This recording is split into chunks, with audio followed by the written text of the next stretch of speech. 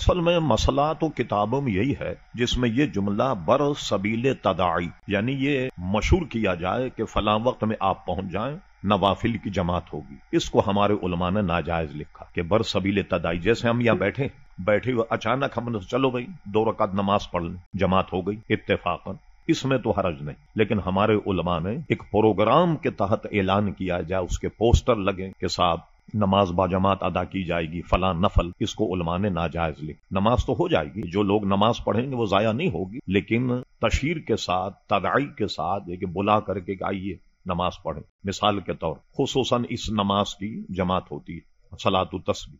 اب اندازہ لگائیے، اب یہ نماز اگر صلاۃ التسبیح با جماعت کی تو ہم نے کہا نماز تو ہو جائے گی، لیکن جو تعداد اس میں تسبیح کے پڑھنے کی ہے، امام نے 10 مرتبہ پڑھ لی اور وہ رکوع میں چلا گیا، امام کی ابھی ہوئی نہیں، اس کی مقتدی یہ کیا کرے گا؟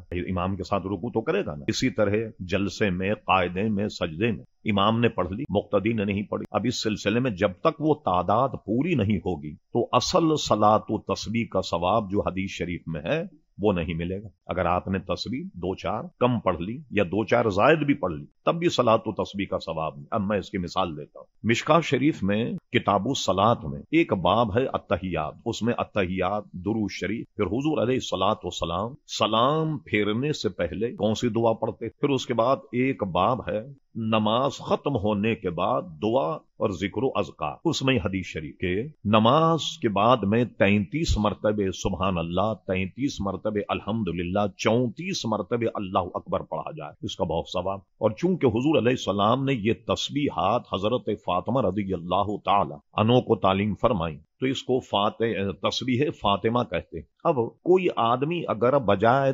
30-33 پڑھنے کے 100 مرتبہ پڑھ لے، شرن کیا حرج؟ 34 مرتبہ اللہ اکبر، 100 مرتبہ اس کو پڑھ لے تو کیا حرج؟ مگر وہ اس کی برکت نہیں پائے گا کہ جو حدیث شریف میں تعداد، مشائخ اور صوفیاء کہیں یہ تعداد جو ہے نا، اس کی اہمیت بہت زیادہ۔ اس کو بعض علماء نے اس طریقے سے سمجھایا، آپ اپنے سوچیں گے بھئی اگر یہ زیادہ پڑھ لے تو کیا حرج؟ ٹھیک ہے، اس کا بھی اس کو ثواب ملے۔ مثال کے طور پر ایک تالا، وہ تالا 3 دندانوں کی کنجی سے کھلتا، اگر آپ کی کنجی میں 5 دندانے ہوں تو تالا کھل جائے گا۔ آپ کہیں گے عجیب کمبخت تالا ہے، 3 سے کھل جاتا، 5 سے تو اور جلدی کھلنا چاہیے۔ تو یہ وظائف اور جو تعین کی گئی نا، یہ اتنی مرتبہ، یہ اتنی مرتبہ، تو اتنی ہی مرتبہ پڑھنے میں اس میں وہ اجر و ثواب، 100 مرتبہ پڑھ لے 100 کا ثواب تو ملے، مگر سنت کا ثواب نہیں ملا، کیونکہ اس کی تعداد معین ہے۔ ہر کسی مسئلے میں جیسے آپ دیکھیں کتابوں میں یہ تسبیح 101 مرتبہ پڑھنی، کوئی 200 مرتبہ پڑھ لے، وہ بات نہیں ہوگی جو 101 مرتبہ، ٹھیک ہے نا۔